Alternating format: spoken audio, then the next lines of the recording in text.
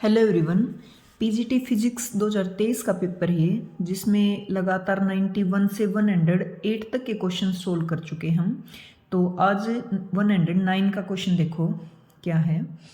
Which of the following is not one of the field of application of photo electric cell.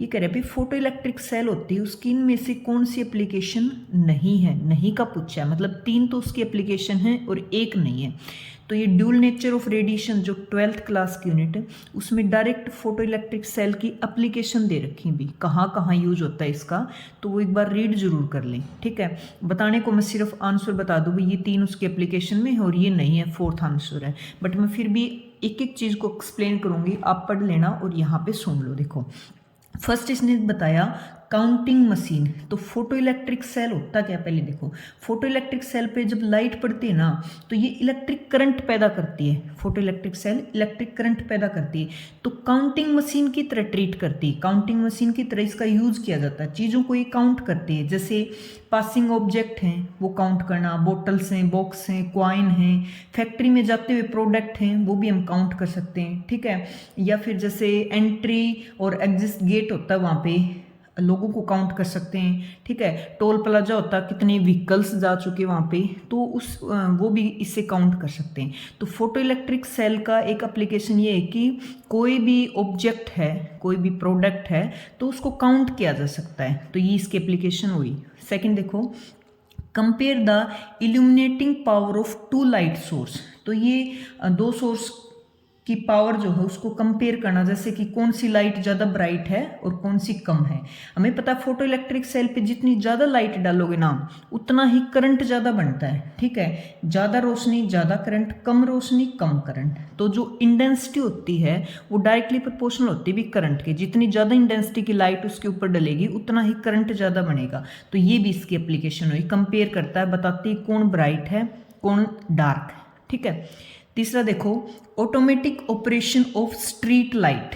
तो automatic operation का मतलब होता है on off करना। जो स्ट्रीट लाइट है अपने आप ऑटोमेटिक ऑन हो जाना, दिन में ऑफ हो जाना, रात को ऑन हो जाना। तो कैसे देखो ऑन ऑफ करते दिन में जितनी ज़्यादा रोशनी होगी उतना ही ज़्यादा करंट बनेगा। तो इस तरह से सर्किट को डिजाइन किया जाता है कि ज़्यादा करंट हो तो ऑटोमेटिक जो उसका बटन है वो ऑफ हो जाए, तो स्ट्रीट लाइट है वो ऑफ हो जाएंगी।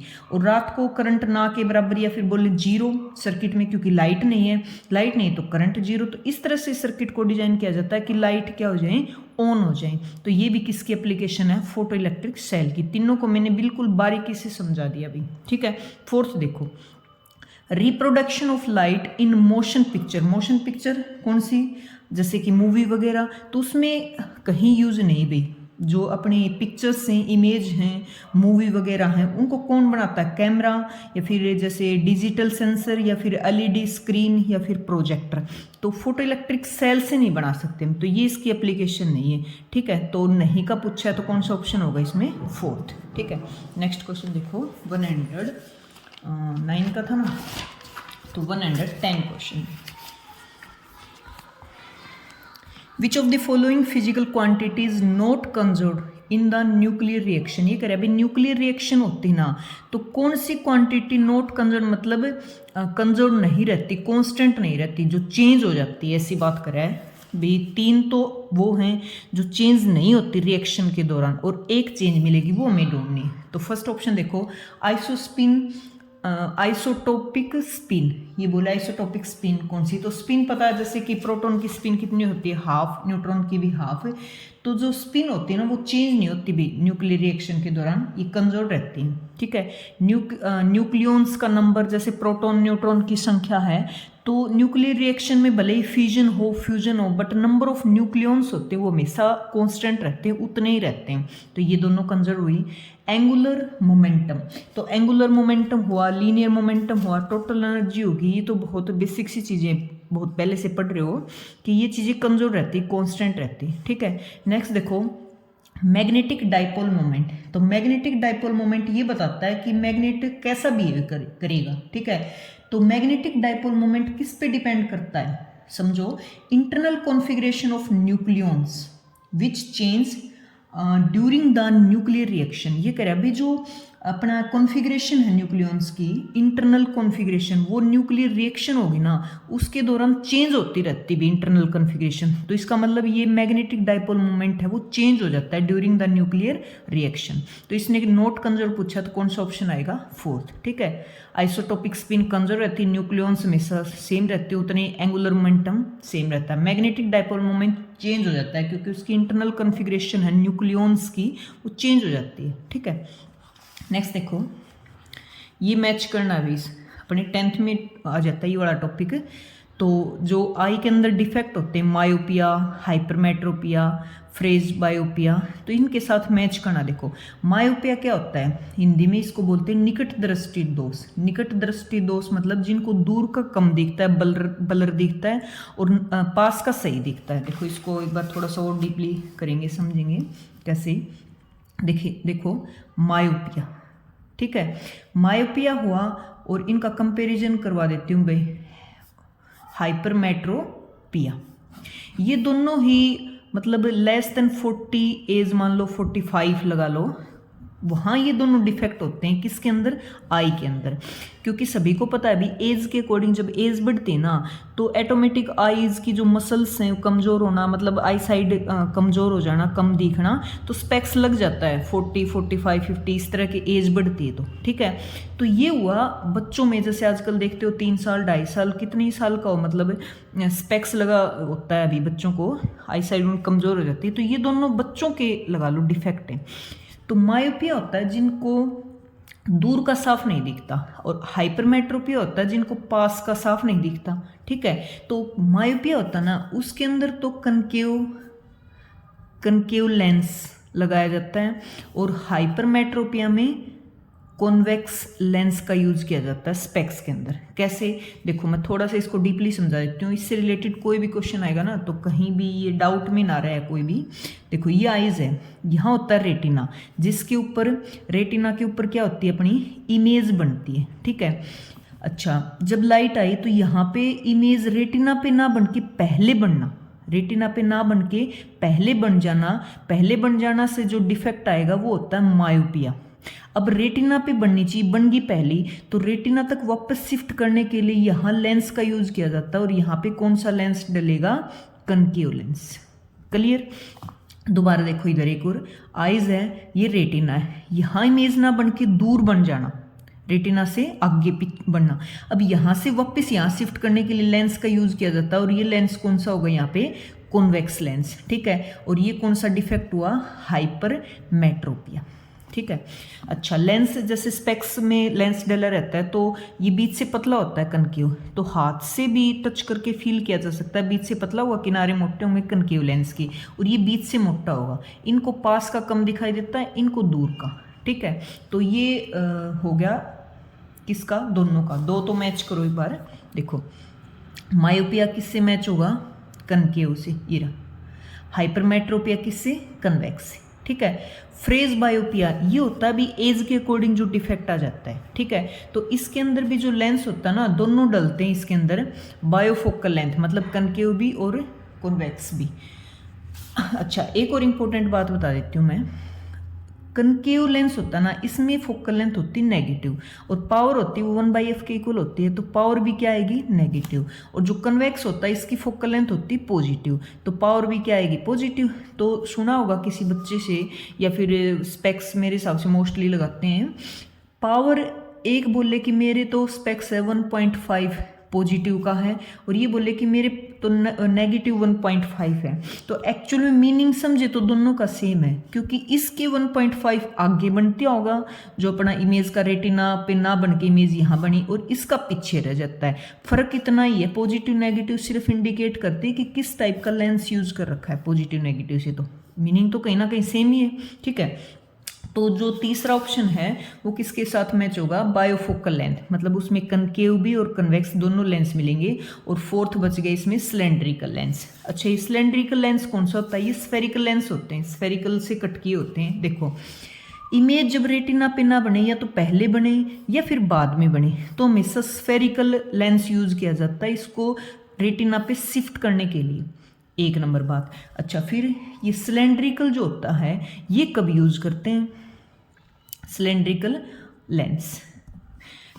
इमेज बने रेटिना पे बट वो इमेज फैल जाए, समझो मीनिंग को। यहाँ तो ये रेटिना पे बनी नहीं रही, इमेज बनेगी रेटिना पे बट वो फैल जाएगी। उस फैली इमेज का फोकस एक जगह करने के लिए कौन सा लेंस यूज किया जाता है? हमेशा सिलेंड्रिकल लेंस। मेरे हिसाब से भी 4 ऑप्शन क्लियर हो गए। मायोपिया जिनको दूर का कम दिखता है, हाइपरमेट्रोपिया जिनको पास का कम दिखता है, ठीक है, इसके लिए कनकेव लेंस, इसके लिए कन्वेक्स लेंस।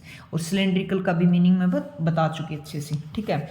बुक्स के ऊपर और टॉपिक्स के ऊपर मैंने वीडियो बना रखी भी कौन कौन सी टॉपिक इंपॉर्टेंट हैं जहाँ से मोस्टली क्वेश्चन उठाए जाते हैं, या फिर किस बुक में से तैयारी करें, मैंने कहाँ से प्रैक्टिस कर रखी है, तो वो वीडियो ज़रूर देख लें एक बार, ठीक है। और कोई डाउट हो तो कमेंट्स में पूछ सकते हैं आप।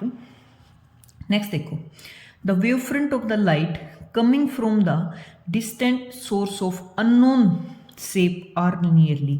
ये कह रहे हैं भाई बहुत दूर सोर्स रखा हुआ है और वहाँ जो वेव फ्रंट बनेगा वो दिखने में कैसा होगा? स्फेरिकल होगा, प्लेन होगा, सिलेंड्रिकल होगा या इलिप्टिकल होगा? देखो मीनिंग समझाती हूँ मैं इसका बिल्कुल अच्छे से। 112 का क्वेश्चन है, ठीक है। देखो ये पॉइंट सोर्स लाइट है, ठीक है, इससे जो वेव निकलती वो ऐसे निकलेंगी, ऐसे ऐसे। तो क्रस्ट क्रस्ट क्रस्ट क्रस्ट सभी का मिलाएंगे तो ऐसे मिलेगा, फिर ट्रफ ट्रफ ट्रफ ट्रफ सभी का मिलाएंगे ऐसे बनेगा, फिर अगला क्रस्ट मिलाएंगे ऐसे बनेगा, फिर अगला ट्रफ बनाएंगे ऐसे बनेगा। तो एक पॉइंट सोर्स के लिए जो वेव फ्रंट बना वो किस शेप का बना? स्फेरिकल बना, 1 नंबर बात, ठीक है। अच्छा एक लाइन ले लूँ तो एक लाइन जो है बहुत सारे पॉइंट से ही मिलके बनी है और एक पॉइंट के लिए अपना वेव फ्रंट होता है स्फेरिकल, दूसरे के लिए स्फेरिकल होगा, इस तरह से स्फेरिकल होगा। तो एक लाइन सोर्स है उसके लिए जो वेव फ्रंट होगा वो कैसा होगा? सिलेंड्रिकल, ठीक है। इतनी ये भी क्वेश्चन आ जाता है, क्लियर यहाँ तक। अब देखो इसने क्या पूछा, जो वेव फ्रंट है उनको बहुत दूर से देखा जाए तो कैसे दिखेंगे? तो वो कैसे दिखेंगे? प्लेन दिखेंगे। जो इंपॉर्टेंट है मैं यहाँ लिख देती हूँ भी, जब नियर की बात हो, नियर सोर्स हो, ध्यान रखना, तो हमेशा कैसे दिखेंगे? स्फेरिकल दिखेंगे। जो ओरिजिनल वेव फ्रंट है उसकी जो एक्चुअल शेप है वहीं दिखेगी। अगर वेरी फार का जिक्र हो तो किस शेप का दिखेगा? हमेशा प्लेन वेव फ्रंट दिखेंगे, ठीक है। जैसे धरती गोल है बट हमें तो प्लेन दिख रही है, सेम कंसेप्ट यहाँ भी, ठीक है। पास से देखोगे स्फेरिकल दिखेगा, जो दिख रहा है जो है उसका एक्चुअल में, दूर से देखोगे तो प्लेन, क्योंकि दूर से ये ऐसे लाइन आएगी, ऐसे लाइन आएगी, हम दूर से देखेंगे तो ये बिल्कुल ऐसे दिखेगा, प्लेन है, ठीक है। तो इसका कौन सा आंसर होगा भी? ये प्लेन वाला। नेक्स्ट देखो 113 का क्वेश्चन अभी नेक्स्ट। इसमें peak factor value, form factor value, average value, effective value, चारों वैल्यू पूछी भी। आई मैक्स मतलब मैक्सिमम करंट की फॉर्म में पूछी है। तो ये 12th की 4th यूनिट का 2nd पार्ट में से है भाई ये क्वेश्चन, देख सकते हो। जो पुरानी बुक है वहाँ से उनकी बात कर रही हूँ मैं, ठीक है। नया पेज ले लिखता हूँ। देखो इसकी इंपॉर्टेंट बात दिखा देती हूँ मैं क्या है। 113 का क्वेश्चन, ठीक है। देखो आई मैक्स क्या बताया इसने? ये होता है मैक्सिमम करंट, क्लियर। अब देखो हम निकाले मान लो रूट मीन स्क्वायर करंट, तो आई मैक्स बाई √2 से डिवाइड कर देंगे, सिंपल फॉर्मूले वहाँ तो कर रखे। तो 1/√2 की वैल्यू कितनी होती है? ये आई किसके आगे? आई मैक्सिमम ऊपर, तो ये आगे रूट मीन की 0.707 आई मैक्सिमम, ठीक है। आई एवरेज निकालो, वहाँ एवरेज निकाल रखी भी। एवरेज क्या निकालेंगे? एसी है तो कंप्लीट का साइकिल का एवरेज नहीं लेंगे, क्योंकि पॉजिटिव उतना ही आएगा, नेगेटिव इतना आएगा, जोड़ेंगे 0 आ जाएगा। तो हाफ सर्कल का ले रखा है, मतलब 0 to पाई तक, हाँ पाई तक वहाँ पे लिमिट ले रखी है। अब देखो I इज इक्वल टू क्या होता है? आई नॉट साइन ओमेगा टी, इसका इंटीग्रेशन करके और एवरेज निकाली थी। तो वहाँ प्रूफ वहाँ देख लेना भी, इतनी बड़ी वीडियो नहीं बनाएंगे इसमें मैं प्रूफ कराने बैठूँ, मैंने बता दिया कंसेप्ट। इसका रूट एवरेज निकालेंगे ना 0 to पाई लेके, तो कितनी वैल्यू आएगी आई एवरेज की? 2/पाई आई मैक्स। तो 2/पाई की वैल्यू रखोगे बनेगा 0.637 ऑफ आई मैक्सिमम, ठीक है। दो वैल्यू निकल गई अपने पास, एवरेज भी और मैक्सिमम भी। अब देखो फॉर्म फैक्टर, ये किसका रेशियो होता है? I root mean square by I average का, और ये अभी हमने निकाली, एक की 0.7 थी 0.707, एक की 0.637, आई मैक्सिमम था, आई मैक्सिमम वो तो कट ही जाएगा, इनको डिवाइड करोगे तो आएगा 1.11, ठीक है। फोर्थ बच गया अपने पास क्या, पीक वैल्यू। तो पीक वैल्यू होती वो I maximum divided by I root mean square. तो आई मैक्सिमम तो आई मैक्सिमम रख दो, और रूट मीन स्क्वेयर की वैल्यू निकाली थी अपने पास ये रही 0.707 ऑफ आई मैक्सिमम, इससे कट जाएगा 1/0.7 को डिवाइड करोगे ये बचेगा 1.414, ठीक है। तो इसकी जो वैल्यू है अपनी इसने जिस ऑर्डर से पूछ रखी वो लिख लो, पहले पूछ रखी इसने पीक वैल्यू, पीक वैल्यू देखो कितनी आई 1.414, फिर इसने पूछ रखी है फॉर्म फैक्टर बताओ, तो वो कितनी आई अपनी 1.11, फिर इसने पूछ रखी है एवरेज वैल्यू बताओ, तो ये कितनी निकली अपनी 0.637 ऑफ आई मैक्सिमम, फिर इसने पूछ रखी है इफेक्टिव वैल्यू बताओ, तो ये कितनी निकली 0.707 ऑफ आई मैक्सिमम, ठीक है। तो ये कौन से के साथ मैच होगा एक बार देख लेते हैं, ये रहा बी ऑप्शन करेक्ट अब इसमें, ठीक है। बिल्कुल इसका प्रूफ एक एक चीज़ देखो तो 12th की 4th यूनिट का बी पार्ट में से देख लेना, बी वैसे मैंने करवा ही दिया, तो बी ऑप्शन करेक्ट है इसमें। नेक्स्ट देखो लास्ट क्वेश्चन रहेगा आज का, क्या, correct relation between the impact parameter b and scattering angle theta. देखो डायरेक्ट फॉर्मूला ये एटम एंड न्यूक्लियाई है जो चैप्टर 12th क्लास का वहाँ से है। पहले समझो इम्पैक्ट पैरामीटर होता क्या है, भी पार्टिकल न्यूक्लियस के कितने पास से आ रहा है उस चीज़ को रिप्रेजेंट करता है इम्पैक्ट पैरामीटर। स्कैटरिंग एंगल क्या होता है, पार्टिकल कितना मुड़ के वापस जा रहा है, जिसका इम्पैक्ट पैरामीटर कम होता है उसका स्कैटरिंग एंगल ज़्यादा होता है। कैसे बताती हूँ मैं, देखो 140 ये न्यूक्लियस है, तो यहाँ से जो डिस्टेंस होती है वो इम्पैक्ट पैरामीटर होता है। अब ये वाला जितना पास होगा ना उतना टकरा के मुड़ के ज़्यादा थीटा की वैल्यू ज़्यादा आएगी, जितना दूर लेंगे वो ऐसे निकल जाएगा, ठीक है। तो बी की वैल्यू जितनी कम होगी थीटा उतना ही ज़्यादा होगा। तो इसका एक डायरेक्ट फॉर्मूला होता है b is equal to 1/4 pi epsilon naught ZE² cot of theta by 2। 12th की यूनिट में तो सिर्फ डायरेक्ट ही फॉर्मूला दे रखा है, इसका प्रूफ नहीं दे रखा, अपर क्लासेज में देख लेना प्रूफ चाहिए तो इसका। तो इसने पूछा भाई इम्पैक्ट पैरामीटर बी और थीटा के बीच में क्या डिफरेंस रिलेशन है, तो बी और कोट थीटा, थीटा तो यहाँ है तो इसको मैं ऐसे लिख सकती हूँ b is directly proportional to cot theta by 2, ठीक है ये वाला। तो कौन सा ऑप्शन करेक्ट रहेगा, बी। तो आज के लिए 6 क्वेश्चन 6 की सीरीज चली हमारी, तो रोज़ 6 क्वेश्चंस की भी प्रैक्टिस खुद करोगे। पहले वीडियो को सुनो और फिर खुद उसके ऊपर क्वेश्चंस न्यूमेरिकल खुद लगा के देखो भाई, तब हैबिट बनेगी। समझ नहीं आ रहा फिर देख सकते हो दोबारा से, ठीक है। चीज़ों को बारीकी से समझा रही हूँ, अपनी तरफ से मैं एक एक लाइन को समझा रही हूँ भाई, बिल्कुल अपनी तरफ से बेस्ट दे रही हूँ। फिर भी कुछ डाउट हो तो आप पूछ लेना और वीडियो को लाइक ज़रूर कर दें। Thank you.